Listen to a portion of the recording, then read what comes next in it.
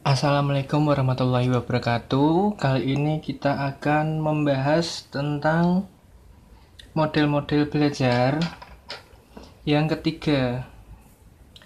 Di sini C ya. C belajar kooperatif. Cooperative learning. Hakikat belajar kooperatif. Ini ya nomor 1. Apabila Anda telah memahami belajar kolaboratif, maka di sini Anda akan melihat perbedaan dengan belajar kooperatif. Kooperatif berarti bekerja sama untuk menyelesaikan suatu tujuan dalam kegiatan kooperatif. Seseorang mencari hasil yang menguntungkan bagi dirinya dan menguntungkan pula bagi seluruh anggota kelompok. Belajar kooperatif adalah pembelajaran yang menggunakan kelompok kecil, sehingga siswa bekerja bersama untuk memaksimalkan kegiatan belajarnya sendiri dan juga anggota kelompok lain. Idealnya sangat sederhana, anggota kelas diorganisasikan ke dalam kelompok-kelompok kecil. Setelah menerima pembelajaran dari guru, kemudian para siswa itu mengerjakan tugas sampai semua anggota kelompok berhasil memahaminya. Coba kita ambil saja kata kuncinya. Di sini ya, belajar kolaboratif hampir sama, soalnya ini belajar kolaboratif sama belajar kooperatif hampir mirip-mirip lah. Nah, ini mencari hasil yang menguntungkan bagi dirinya dan menguntungkan pula bagi seluruh anggota kelompok. Nah, ini juga nih, anggota kelas diorganisasikan ke dalam kelompok-kelompok kecil setelah menerima pembelajaran dari guru. Kemudian para siswa mengerjakan tugas sampai semua anggota kelompok berhasil memahaminya. Usaha-usaha kooperatif menghasilkan partisipan yang berusaha saling menguntungkan. Jadi semua anggota kelompok tambahan dari usaha-usaha satu sama lain. Anda berhasil menguntungkan saya dan keberhasilan saya menguntungkan Anda. Aku udah mudeng ya. Kita percepat. Maklum ini channel murid pinggiran, jadinya ini bukan kelas untuk guru ya. Kita sama-sama belajar. Oke. Usaha-usaha kooperatif menghasilkan partisipan yang berusaha saling menguntungkan. Jadi semua anggota kelompok tambahan dari usaha-usaha satu sama lain. Anda berhasil menguntungkan saya dan keberhasilan saya menguntungkan Anda. Yaitu pokoknya. Oke, kemudian prinsip utama belajar kooperatif. Coba kita dalami coba. Prinsip utama belajar kooperatif.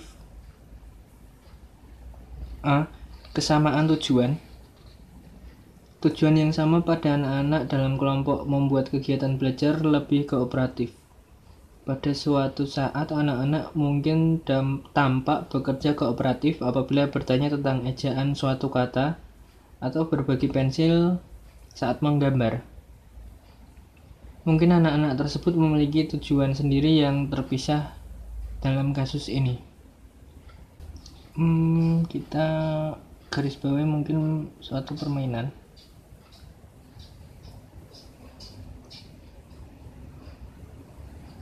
Ini ya, jika suatu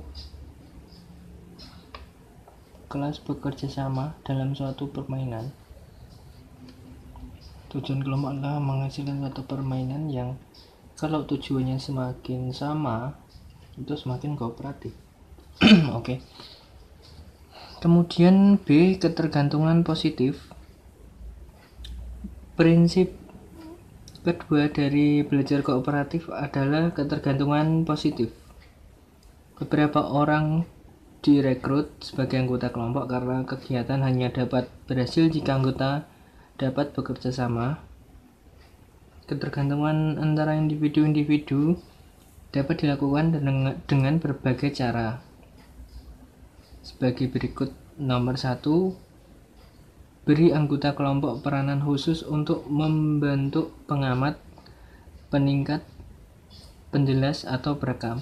Dengan cara ini, tiap individu memiliki tugas khusus dan kontribusi tiap orang diperlukan untuk melengkapi keberhasilan tugas. Yang kedua, bagilah tugas menjadi sub-sub tugas yang diperlukan untuk melengkapi keberhasilan tugas. Setiap kelompok diberi sub-tugas, input diperlukan oleh seluruh anggota kelompok. Yang ketiga, nilailah kelompok sebagai satu kesatuan yang terdiri dari individu-individu. Anak-anak dapat bekerja berpasangan dengan penilaian setiap pasangan dengan penilaian tiap pasangan. Saya ulangi lagi, nilai kelompok sebagai satu kesatuan terdiri dari individu-individu. Berarti nilai kelompok itu sebagai satu kesatuan yang terdiri dari individu-individu. Oh, ya.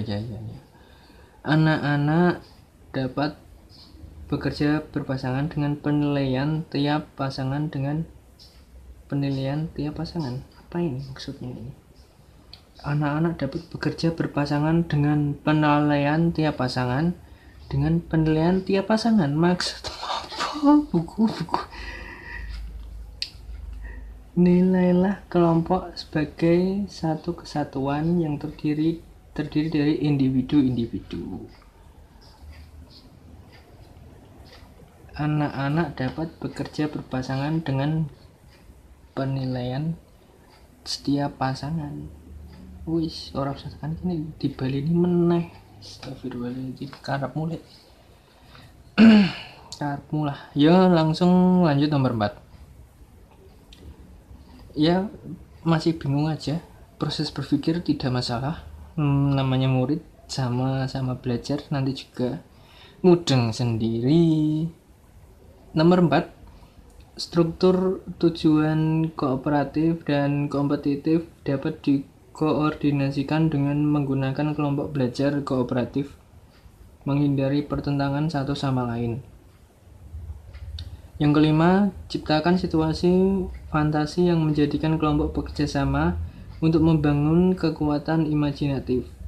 Dengan aturan yang ditetapkan oleh situasi, misalnya, kamu di suatu pulau dan harus menciptakan rumah, petani dan masyarakat yang mencukupi diri sendiri. Ini belajar kooperatif memiliki beragam model dan teknik. Kalau belajar kelompok hanya memiliki satu model, yaitu beberapa siswa tergabung dalam satu kelompok. Kemudian, belajar kooperatif memiliki struktur, jumlah, dan teknik tertentu. Kalau yang belajar kelompok memiliki satu cara, yaitu menyelesaikan tugas tertentu bersama-sama. Kemudian belajar kooperatif mengaktifkan semua anggota kelompok untuk berperan serta dalam penyelesaian tugas tertentu. Kalau yang belajar kelompok menimbulkan gejala ketergantungan antara anggota kelompok. Kemudian yang berikutnya untuk belajar kooperatif menggalang potensi sosialisasi di antara anggota. Kalau yang belajar kelompok sangat tergantung dari nilai baik setiap anggota kelompok. Yang ketiga, manfaat belajar kooperatif. Manfaat dari belajar kooperatif antara lain: A. Meningkatkan hasil belajar ya maksudnya. B. Meningkatkan hubungan antar kelompok. Belajar kooperatif memberi kesempatan kepada setiap siswa untuk berinteraksi, beradaptasi dengan teman satu tim untuk mencerna materi pelajaran. C. Meningkatkan rasa percaya diri dan motivasi belajar. Belajar kooperatif dapat membina sifat kebersamaan, peduli satu sama lain, dan tenggang rasa, serta mempunyai rasa adil terhadap keberhasilan tim. Kemudian yang D, menumbuhkan realisasi kebutuhan pembelajar untuk belajar berpikir. Belajar kooperatif dapat diterapkan untuk berbagai materi ajar seperti pemahaman yang rumit, pelaksanaan kajian proyek, dan latihan pemecahan masalah. E, memadukan dan menerapkan pengetahuan dan keterampilan. F, meningkatkan perilaku dan kehadiran di kelas. G, relatif murah karena tidak memerlukan biaya khusus untuk menerapkannya. Yang keempat, keterbatasan pembelajaran kooperatif.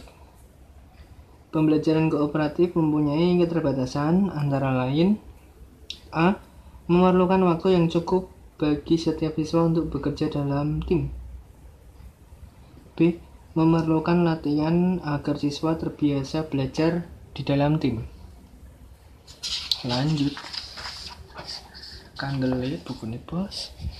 Kita belajar saja. Yang penting sudah pernah membaca. C, model belajar kooperatif yang diterapkan harus sesuai dengan pembahasan materi ajar. Materi ajar harus dipilih sebaik-baiknya agar sesuai dengan misi belajar kooperatif. D, memerlukan format penilaian belajar yang berbeda.